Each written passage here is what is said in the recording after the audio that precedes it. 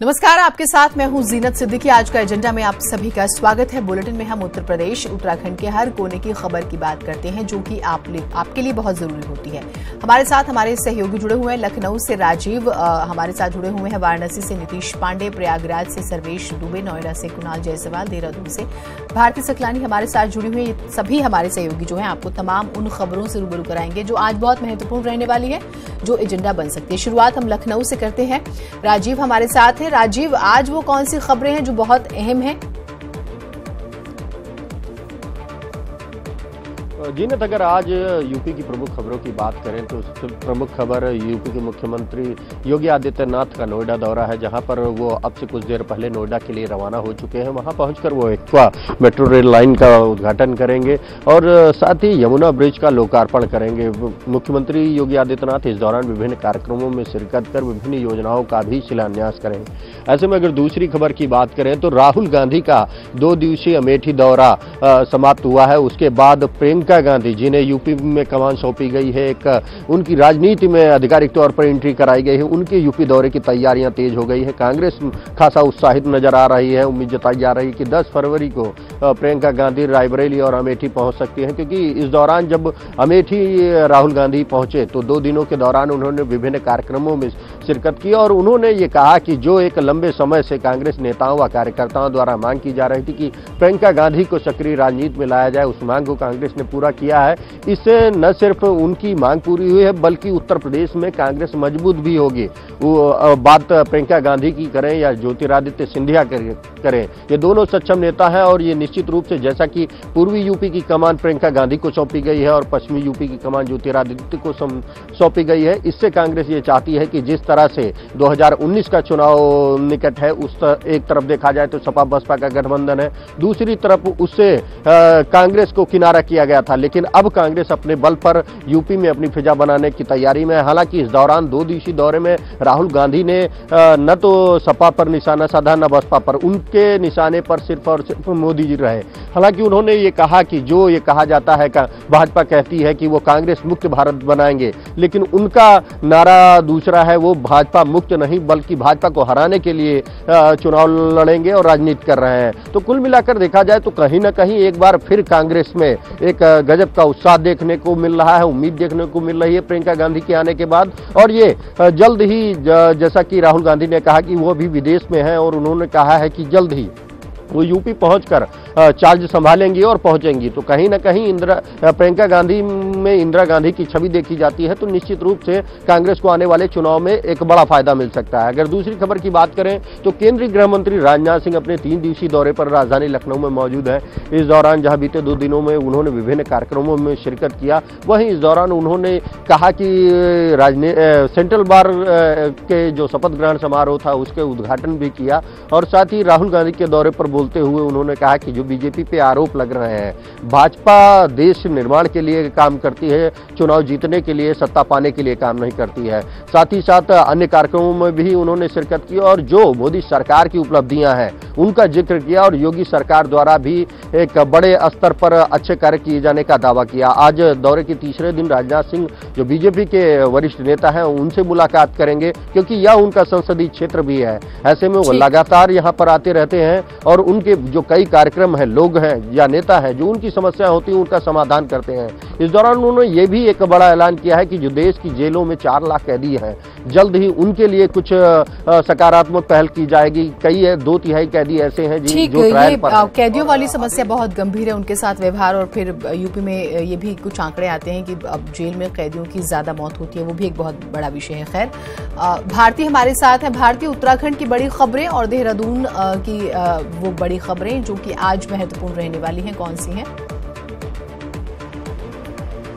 सबसे पहले तो मौसम का मिजाज, क्योंकि जो पल पल बदल रहा है उस पर हमारी नज़र बनी रहेगी। जीनत, सुबह से ही यहाँ पर बूंदाबांदी हो रही है और अगर हम ऊपरी इलाकों की बात करें, पहाड़ों की बात करें, तो वहाँ पर बर्फबारी शुरू हो गई है और इसकी वजह से लोगों के सामने दिक्कतें पेश आ रही हैं। जो लोग वहाँ पर गए हुए थे वो वहाँ पर फंसे हुए हैं। थल मुनस्यारी की अगर हम बात करें तो वहाँ पर अभी भी कई मोटर मार्ग बंद हैं और उनको खोलने में दिक्कतें इसलिए पेश आ रही हैं क्योंकि जिस तरीके से बर्फबारी हो रही है तो वहाँ पर रेस्क्यू करने में भी थोड़ी बहुत दिक्कतें पेश आ रही हैं। और अब फिर से जो मौसम का मिजाज बदल रहा है, उससे हो सकता है कि आज दिन भर भी यहाँ पर मलबे को हटाने में, बर्फबारी को, रोड्स को साफ करने में दिक्कतें पेश आए, तो उस पर हमारी नजर बनी रहेगी। इसके अलावा बात करें अगर सीएम त्रिवेंद्र सिंह रावत की, तो आज 12:30 बजे वो एक प्रेस कॉन्फ्रेंस करने वाले हैं और अपने पौने 2 साल के कार्यकाल को वो जनता के सामने रखेंगे।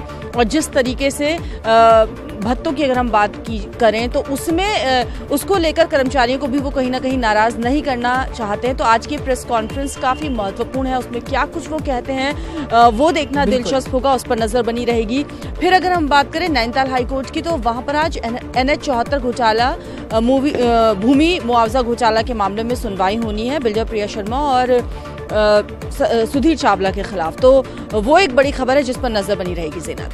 ठीक, और भी हम अपडेट्स लेंगे। नीतीश भी हमारे साथ, हमारे सहयोगी वाराणसी से। नीतीश, वाराणसी में आज क्या कुछ ऐसी हैपनिंग होने वाली है जिस पर हमारी नजर रहेगी, न्यूज़ 18 जो है नजर रखेगा?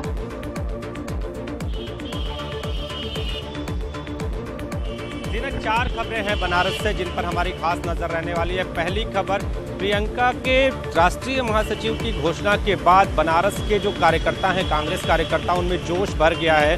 बीते कल कांग्रेस कार्यकर्ताओं ने पोस्टर लगाकर प्रियंका के बनारस से चुनाव लड़ने की मांग की है और अब कांग्रेस कार्यकर्ता इसके मद्देनजर कैंपेन चलाने वाले हैं कि लोगों की राय लेंगे और लोगों से बताएंगे। और खुद कांग्रेस कार्यकर्ता पार्टी आलाकमान से ये लगातार मांग कर रहे हैं कि प्रियंका बनारस से चुनाव लड़े। लेकिन अब आगे क्या होता है, इस पर हमारी खास नजर रहेगी। दूसरी खबर जो है ज़ीनत, जो बनारस में प्रवासी भारतीय दिवस का आयोजन हुआ, उस प्रवासी भारतीय दिवस से यहाँ की जो हस्तकला, शिल्पकला है, उसके जो कारीगर हैं उनमें एक जान भर गई है, उनमें एक उम्मीद जग गई है, क्योंकि जो भी इनके मॉडल लगे हुए थे इस प्रवासी भारतीय दिवस के दौरान, उसकी काफ़ी बहुत सराहना हुई है, उसकी काफ़ी सराहना की गई है। लिहाजा अब बुनकर और शिल्पी जो हैं वो पूरी तरह से उत्साह में हैं कि आने वाले दिनों में अब इनके जो दिन बहुर रहे थे उनमें अब पंख लगेंगे और अब ये उम्मीद ज़्यादा है। जो तीसरी खबर है वो ये है कि बनारस गणतंत्र दिवस के पूरे तरह से रंग में रंग गया है, पूरे बाजार तिरंगों से पटे नजर आ रहे हैं और हर युवा और हर कोई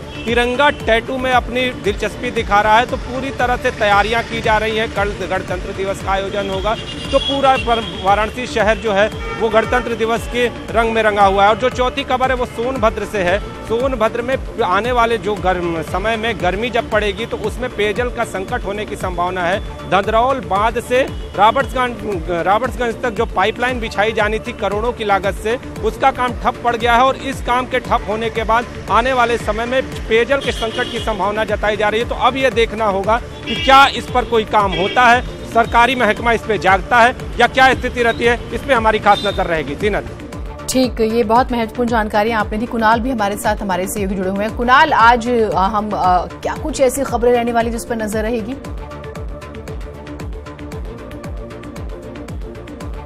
देखिए, आज नोएडा, ग्रेटर नोएडा के लिए बहुत खुशी का दिन है और यहाँ पे जो बड़ी खबर है वो यही है कि सीएम योगी आदित्यनाथ यहाँ पर जब पहुँचेंगे, यहाँ पे करीब 11 बजे वो यहाँ पहुँचेंगे। उसके बाद में उनका 1.5 घंटे का एक निजी कार्यक्रम है, करीब 12:35 पे यहाँ पे उद्घाटन होगा, जो अब से काफ़ी लंबे वक्त से 10 लाख लोगों को करीब इसका फ़ायदा मिलेगा। इंतजार किया जा रहा था कि नोएडा और ग्रेटर नोएडा के बीच जो कनेक्टिविटी थी वो नहीं थी। आज जो है वो एक्वालाइन मेट्रो की कनेक्टिविटी का उद्घाटन हो जाएगा और ये 26 तारीख से जनता के सुपुर्दगी में दे दी जाएगी। करीब 29.7 किलोमीटर का ये मेट्रो ट्रैक होगा और इसके साथ ही साथ करीब 21 इस पर मेट्रो स्टेशन बनेंगे। उसके बाद सबसे बड़ी बात यह है, करीब 7,000 करोड़ रुपए की जो परियोजनाएं हैं वो जनता को परियोजनाएं सौंपी जाएंगी, जिसमें तमाम तरह के प्रोजेक्ट शामिल हैं, जिससे काफ़ी यहाँ के लोगों को फायदा होगा। उसका बेसब्री से इंतजार हो रहा है कि सीएम यहाँ पे जब पहुँचेंगे उसके बाद में ये सारी योजनाएं सुपुर्द करेंगे और साथ ही साथ कई नई योजनाओं का शिलान्यास भी होने वाला है। तो नोएडा और ग्रेटर नोएडा के लिए काफ़ी